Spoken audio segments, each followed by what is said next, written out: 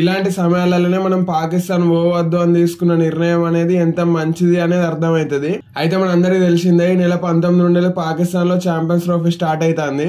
అయితే champions trophy కోసం మన టీమిండియా పాకిస్తాన్ పోవట్లేదు. మనం ఆడే మ్యాచ్లన్నీ దుబాయ్ లో జరుగుతాయి. దాంతో మన టీమిండియా పాకిస్తాన్ పోవట్లేదు అని తెలిసిన తర్వాత పాకిస్తాన్ లేడవనే ఏడ్చిర్రు వాళ్ళు అత్తలేరని. కాకపోతే మన ఇండియాలో కూడా కొంతమంది ఉన్నారు, మీరు పాకిస్తాన్ ఎందుకు పోవట్లేదు, మనం పోతే మంచిది, మన టీమిండియా పాకిస్తాన్ పోవాలి అని మాట్లాడిన వాళ్ళు. అలాంటి వాళ్ళు ఇలాంటి న్యూస్లు చూసిన తర్వాత వాళ్ళ ఒపీనియన్ ఏంది అనేది చెప్పాలి అసలు. అయితే మీరు అనుకుంటారు కావచ్చు నేను పాకిస్తాన్ స్టేడియం లో లైట్ల గురించి మాట్లాడుతున్నానని. న్యూజిలాండ్ తో జరిగిన మ్యాచ్ లో రచిన్ రవీంద్ర ముక్కు కలిగింది కదా లైట్లు సరిగా లేకుండా. కాకపోతే నేను దానిపైన మాట్లాడట్లేదు, లేటెస్ట్ గా వాళ్ళ పిఎం అంటే వాళ్ళ ప్రధానమంత్రి చేసిన కామెంట్స్ గురించి మాట్లాడుతున్నా. అయితే వాళ్ళ పిఎం ఏం మాట్లాడినో నేను మీకు చెప్తా గానీ దానికంటే ముందు ఇటువంటి క్రికెట్ ముచ్చట్లు మీతో మాట్లాడడానికి ఈ ఐపీఎల్ నుండి నేను లైవ్ కద్దాం అనుకుంటున్నా. దానిపైన మీ ఒపీనియన్ ఏంది అనేది కామెంట్ చేయండి. ఇక పాకిస్తాన్ పిఎం షెహబాజ్ షరీఫ్ ఏం మాట్లాడినో చూద్దాం మనం.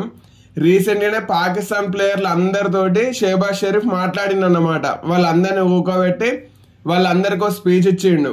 ఇప్పుడు ఛాంపియన్స్ ట్రోఫీ జరగబోతుంది కదా దానిపైన. అందులో ఒక పిఎంఐ ఉండి మనోడు ఏమనాలి, మనం ఈ ఛాంపియన్స్ ట్రోఫీ గెలవాలి, లాస్ట్ టైం 2017లో మనమే గెలిచినాం, మళ్ళీ ఈసారి కూడా ఛాంపియన్స్ ట్రోఫీ మనమే గెలిచి ట్రోఫీని మన దగ్గరనే పెట్టుకోవాలి, మన ఫ్యాన్స్ సంతోషపరచాలి, ఇట్లా మాట్లాడాలి కదా.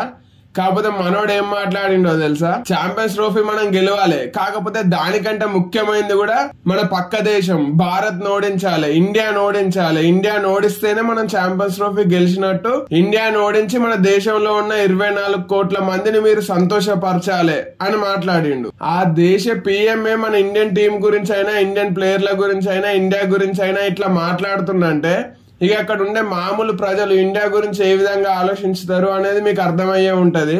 అయితే ఇండియాకు పాకిస్తాన్ కు పడదు అనేది మనకు కూడా తెలిసిందే.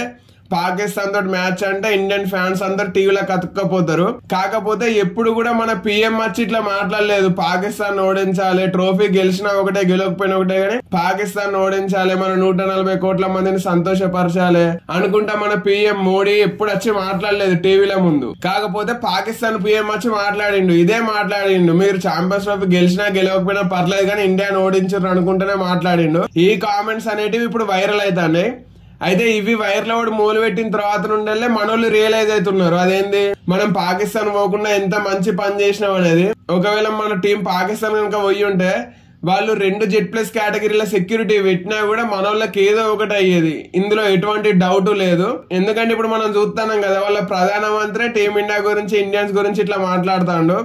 ఇక వాళ్ళ ప్రజలు ఎట్లా మాట్లాడతారని మనం ఆలోచించుకోవచ్చు. అంతకుముందు 2023 వరల్డ్ కప్ టైంలో కూడా పాకిస్తాన్ టీం ఇండియాకి వచ్చిన తర్వాత అక్కడ వాళ్ళ పీసీబీ చైర్మన్ ఏమన్నాడు, మన టీం ఇప్పుడు ఒక శత్రు దేశంలో ఉన్నది కాబట్టి వాళ్ళకి మన సపోర్ట్ కావాలి అనుకుంటా మాట్లాడిండు. అప్పుడు కూడా మాటలు వైరల్ అయినాయి, కాకపోతే దాన్ని ఎవరు పెద్ద పట్టించుకోలేదు. కాకపోతే ఈసారి డైరెక్ట్ గా ప్రధానమంత్రి ఇట్లా మాట్లాడుతుండు కాబట్టి దీనిపైన ఐసీసీ ఖచ్చితంగా ఆలోచించాల్సిన అవసరం అనేది ఉన్నది. అయితే ఇప్పుడు ఐసీసీ చైర్మన్ మన దేశానే కాబట్టి పాకిస్తాన్ ప్రధానమంత్రి వాళ్ళ పాకిస్తాన్ టీం ముందు చేసిన ఈ కామెంట్స్ పైన మనోడు ఏమన్నా రియాక్ట్ అవుతాడా, లేకపోతే దీనిపైన ఏమన్నా చర్యలు ఉంటాయా అనేది మనం చూడాలి. ఇక ఈ పిఎం మాటలు పక్కన పెడితే ఈ నెల 23న ఇండియా వర్సెస్ పాకిస్తాన్ మ్యాచ్ జరగబోతున్నది. ఈ మ్యాచ్ కోసం ఎంత మంది ఎదురు చూస్తున్నారు అనేది కామెంట్ చేయండి. అట్నే ఈ మ్యాచ్ లో పాకిస్తాన్ అంటేనే ఊగిపోయే కోహ్లీ ఎన్ని రన్స్ చేస్తాడని మీరు అనుకుంటున్నారో కూడా కామెంట్ చేయండి. అట్లా నేను స్టార్టింగ్ లో చెప్పినా కదా ఈ ఐపీఎల్ 2025 నుండి మీతో ఇటువంటి క్రికెట్ ముచ్చట్లు మాట్లాడడానికి నేను లైవ్ కద్దాం అనుకుంటున్నా. దానిపైన కూడా మీ ఒపీనియన్ ఏంది అనేది కామెంట్ చేసి నాకు చెప్పండి.